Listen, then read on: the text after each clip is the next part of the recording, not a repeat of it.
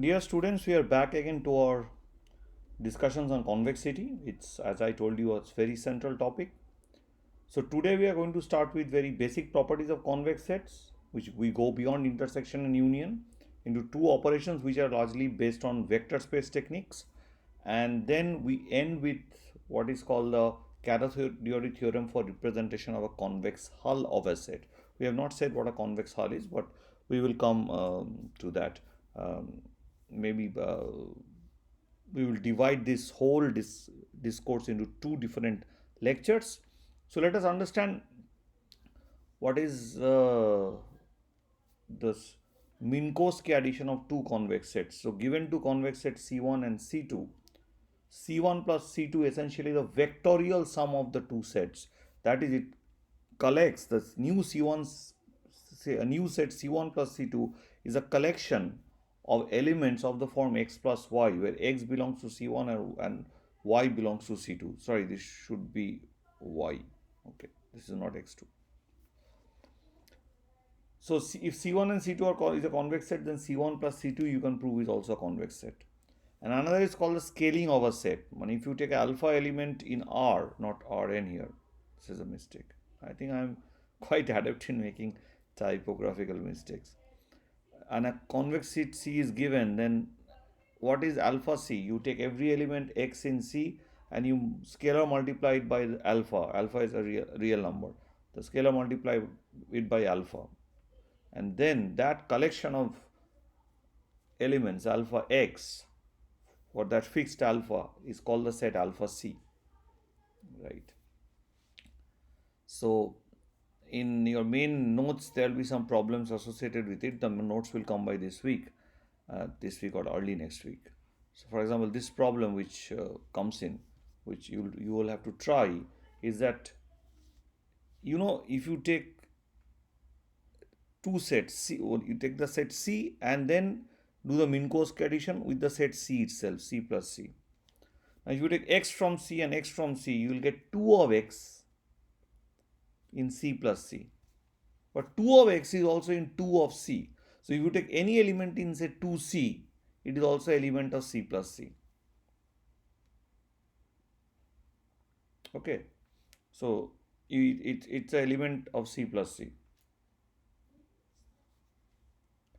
But if you take any two elements in C plus C, so you take x in C and y, some y in C which is not in x. So x plus y is in C plus C, but is not necessarily in 2C. But I want to ask you to think about, given the set is a convex set, what about the reverse inclusion? Is C plus C is equal to 2C or not? This is something you have to think about, and I will not tell you the answer at all. At all, because it is very simple. Another important thing that I want to point out, another important class of convex sets is a set of convex cone. So first we talk about a cone. Cone is a set where if you take any x element of that set and you scalar multiply it by any non-negative number mu, then mu of x is also in the set. So you take the ice cream cone, that you take this quality ice cream, that cornetto cone. And you take any element here, if you think about it being extended to infinity, then you take any element inside that or on the boundary, wherever, and if you keep on just pulling the line to whatever extent, it will remain there in that cone. I'm sure everybody has seen conical funnel, and you have eaten kind of street food in that kind of conical thing. So that's exactly the geometrical object. So, but when the cone is also convex set, it is called a convex cone. For example, if I take two fingers like this and take this is the origin, and I have these two fingers, the two rays emanating from the origin and going to infinity, then those two rays, their union forms a cone, but they don't form a convex cone, because this definition gets satisfied but convexity is not satisfied. So a convex set C is a convex cone if and only if whenever x and y is in C, x plus y must also be in C. This is a very simple result, but it is a very important characterization and a complete characterization of a convex cone. I think this is something which you have to keep in mind when you are talking about convex cones. This is a very, very key result which you have to use in many, many places. So I have seen in research that this type of applications comes up very much when you are studying Pareto minimization. Pareto minimization is very important for economics and also for engineering, which where they call it multi-objective optimization problem. So uh, let us now talk about convex combination. We have already spoken of convex combination of two elements. So essentially what it means, convex combination means, for example, you take the line segment between 2 points x and y in Rn, then any point z on that line segment is expressed as a convex combination of x and y, lambda y plus 1 minus lambda x. So this idea of convex combination of two elements, which you already know, can now be extended to more than two elements. Suppose you have k vectors, x1, x2, xk be k vectors in Rn, and the convex combination of these k vectors is the new vector of the form lambda 1 x1 plus lambda 2 x2 plus lambda k xk. It looks like linear combination, those who have learned linear algebra, but there's a restriction on the lambda i's. They must be in the interval 0, 1 and they should add up to 1, right? So what you can prove using mathematical induction, and that is found anywhere on, I'm sure that you will just Google in, you really wouldn't take the effort because there's so much information lying around you that possibly giving uh, effort is not optimal, and possibly as an optimizer I'll tell you to take the optimal way. But anyway, you should understand and learn that and try to do it yourself, that all possible convex combination of the elements of a set S, if the set S is convex, lies in the set itself. So, or what do you mean by all possible convex combination? Take any finite set of elements in that set and make the convex combination. If the set is convex, it will always be in that set. If the set is not convex, it may not be in that set always, right? So that tells us what is the smallest convex set. Is there any set, convex set, which can contain a non-convex set? So it's a question of the smallest convex set containing a non-convex set, and that brings us to the notion of the convex hull. So convex hull is the essentially the collection of all possible convex combination of a given set S. Set S could be any set, it could may not be convex. So that is called a convex hull. So if the set is convex, the set itself coincides with the convex hull, because all the convex set, all the convex combinations are in the set itself. So a convex combination can be shown to be the smallest convex set lying, when smallest convex set containing the set S. I am not proving this because this is a very, very standard result proved in many, many books, and uh, again, your internet resources are very strong. Even if I write a book, I'll never, for economics, I'll not even go and prove this point, because this is some information you really have to keep with yourself. But what's important to know, that this idea that convex hull is nothing but the collection of all convex combination is expressed through this, that the convex hull of S consists of all points Z, where every Z is expressed as a convex combination of some number of elements of S, some finite number of elements. This K could be 1, could be 2, could be 5, could be 100, could be million, doesn't matter. But this then when K is arbitrary, you do not know what this K is. All possible Ks you will possibly choose to get the representation, get this representation of the convex hull, then this becomes a very inefficient representation. What Caratheodory tells us is that don't worry, there is an efficient representation of a convex hull. So what is that efficient representation? That leads us to what is called the Caratheodory theorem. Caratheodory says that if you have a set S in Rn, then any element of the convex hull of S is represented by at most n plus 1 elements. It can be represented by less than n plus 1 elements, but at most n plus 1 elements.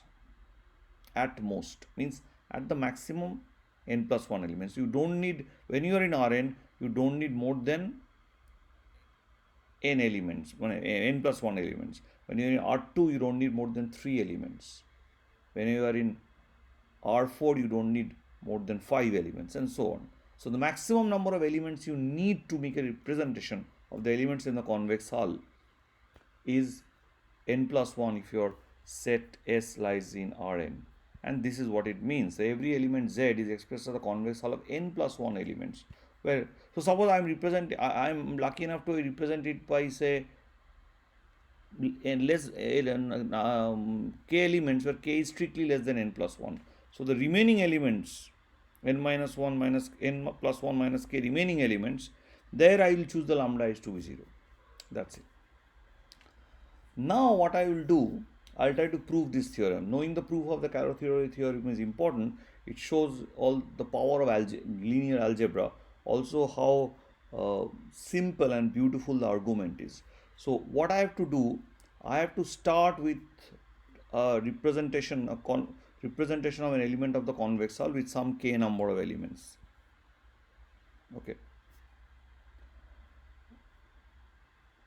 Now this is the representation. Well, lambda I should be in 0 1 1, there's a mistake, and lambda 1 plus lambda 2 plus lambda k is 1. Now what I intend to show, that if k is n plus 1, if for every x I can show that k is n plus 1, then I am done. So this is any x. So what I want to show, that if k is strictly bigger than n plus 1, then by some simple technique I can actually change my coefficients in such a way that one of the coefficients will become 0 and one of the xi's will drop out. So I'll represent it by k minus 1 elements. If k minus 1 is still bigger than n plus 1, carry on the same thing. So you will change the coefficients in such a way that one of the coefficients becomes 0 and drops it. But that, even when you change the coefficients and make the convex combination with the same number of k number of elements, where one of the one of the coefficients would become 0, that convex combination will also result in x. That is the key idea. That even if you change the coefficient, make one new coefficients, you do it in such a way that those new coefficients, when you take the convex combination, will also give you x, but one of them will drop to 0. So one of the xi's relating to that lambda I which becomes 0, that will drop out. So you will represent x now with k minus 1 elements, and that's the key idea. So without loss of generality, in the sense that just because we don't want to just to get into some stupid technicalities, we'll assume that all the lambda i's we take here is strictly bigger than 0. So I know that I have not, see, instead of k I could have represented it by k plus 15 elements, put all the 15 lambda i's from k plus 1 to k plus 15 0, but that's not required. So without loss of generality, we take all the lambda i's to be strictly greater than 0, because anyway for any lambda I which is 0, xi would anyway drop out. So there are two cases. When k is equal to n plus 1, we are done. But if k is greater than n plus 1, then we are not done. We have to show that we can reduce it. So now, which means here, when k is strictly greater than n plus 1, I will have k minus 1 to be strictly greater than n. So if k minus 1 is strictly greater than n, then k minus 1 number of vectors cannot be linearly independent in Rn, because the maximum number of vectors which can be linearly independent in Rn is n. Right. So here I have k minus 1 set of vectors. So I subtract x2 from x1 from x2, x1 from x3, and so on, x1 from xk. So these are linearly dependent vectors. They cannot be linearly independent vectors, because the maximum number of linearly independent vectors in Rn is n. So they are linearly dependent vectors. That is why I have written think y for those who read the note, but I will not see this. So hence you will have some scalars, not all of them simultaneously 0, for which you will have this linear combination to be 0. This is a well-known definition from linear algebra, right? Please understand, don't tell me, okay, we do not know all these linear combination, etc., etc. Please don't tell me this, because this course is essentially a PhD course. So we are expected that you know basic linear algebra or basic real analysis. Now what I do is that you multiply this mu2 with this x2 and mu k with this x2 and also with this x1. So this can be now written like this. Now if we set now mu1 equal to minus mu 2 plus mu k. That I'll put this as minus of this whole thing as mu 1. So then from this above equation I'll get mu 1 x1 plus mu 2 x2 plus mu k xk is 0, and mu 1 plus mu 2 plus dot dot dot mu k is equal to 0, because just if you bring the thing here it will become mu 1 plus this whole part is 0. This becoming 0 is a very crucial thing, and that will actually make you drop, change the convex combination, and that will actually make you drop the one of the coefficients to 0. See, all the mu j's cannot be 0. You already know among mu 2 to mu k, all of them are non-zero. Suppose, but what I am claiming that among these, one of them is strictly bigger than 0. If all of them are less than or equal to 0, I know that among mu k to mu k, one of them is non-zero. So there is one which is strictly less than 0, so which will make this whole sum to be strictly less than 0, which will violate this thing. So which means I have at least one mu j which is strictly bigger than 0. That allows me to make this computation, because lambda j's are all strictly bigger than 0. So for those j's for which mu j is strictly bigger than 0, compute these ratios lambda j by mu j. Some of them, whatever, maybe 3-4 ratios you will have, and you take the minimum of that. So this minimum, so for one of the j's, say r, among these 1 to k's, this minimum value would be achieved, because you just have some few numbers, among them you are choosing the minimum. So beta is equal to lambda r by mu r. Now if you multiply this by beta, this equation 10, it will still remain beta mu 1 plus beta mu 2 plus beta mu k to be 0. Now if you write down a linear combination like this of xi's, what you will have? Summation lambda I xi minus beta mu I xi. Okay. So now if I write this linear combination, what will happen? What will it give me?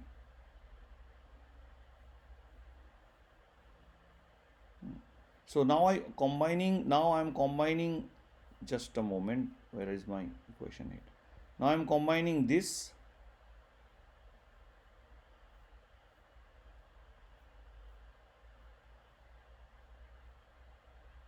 with beta mu I xi mu 2 xi, because I am combining this with this. This is anyway 0. If I put beta here, this will also be 0. This linear dependent equation, this particular equation, beta mu 1, beta mu 2, beta mu x2 is 0. So summation lambda I xi minus beta mu I xi. So this part becomes 0, the second part, and the first part only would give you the combination, which you already know, we have taken it in the beginning. So here the combination is combining not 8, combining from 9, not 8, I would say. Where is the 8 gone? By knowing this, and the combination not 10 but 9. Combination 9, I made a mistake, is combining 8 and combining 9, I get this equation, because what I'll do, I'll multiply beta here all along. So this will become beta mu 1 x1, beta mu 2 x2, beta mu 1 xn is 0. So minus of this is also 0. So if we add 0 to summation lambda I xi, x remains x. So it doesn't change. So then you can manipulate and write the equation like this. Now what happens? There is a key thing to observe. If mu j is less than 0, because beta is strictly bigger than 0, if mu j is less than or equal to 0, whenever mu j is less than 0, lambda j minus beta mu j is greater than or equal to 0. And if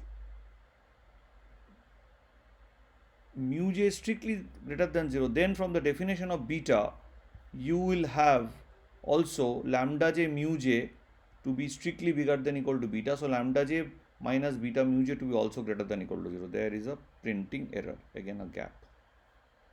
So when mu j is strictly greater than 0, then also you will have lambda j minus beta mu j greater than or equal to 0. Now when you look at this equation 11, so you will have lambda r minus beta mu r is equal to 0. So now you see I made a combination, we have represented x like this. Is it a convex combination? It's a linear combination, of course.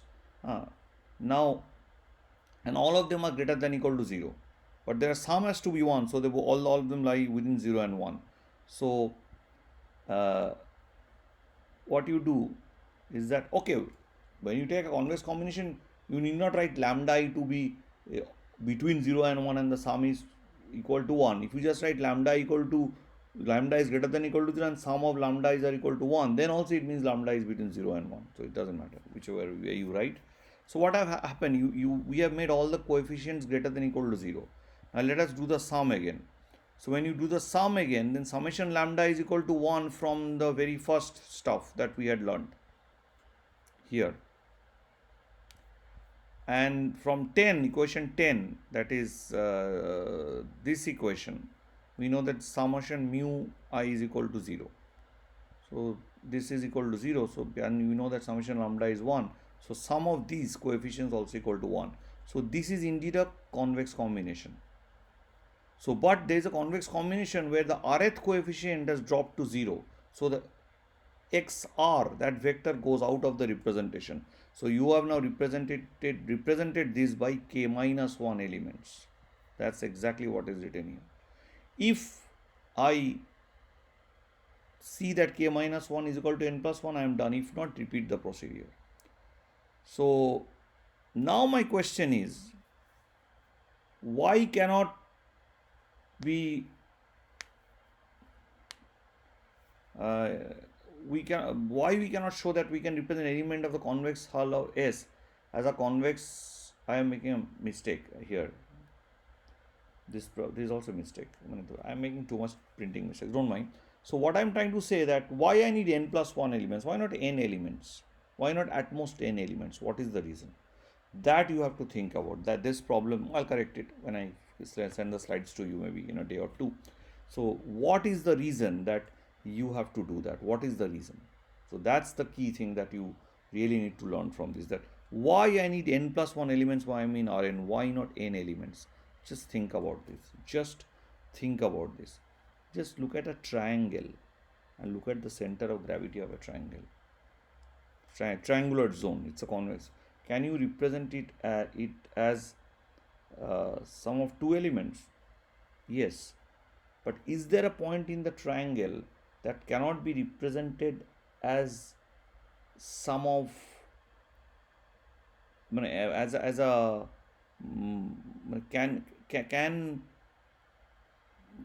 can there be an element in a triangle which can be represented, triangle in R2, with exactly 3 elements? So you will observe that if you just take those 3 vertices of the triangle, all other elements can be represented as a convex hull of all those 3 elements, all those 3 vertices. You can always do that, always. Sometimes you can do with 2 elements. So take the CG, you can do it with 2 elements. Take any point, you can always do with 2 elements on the triangle. But what happens, the interesting part is that if you want to just represent with 2 elements, that is n elements in this case, R2, n, so n is 2, then you do not know which are the 2 elements. What happens in many cases is that when you take 3 elements, it gets fixed. The 3 elements gets fixed. So you know which are the exact 3 elements. There's a problem with the video. Anyway, we should stop it now.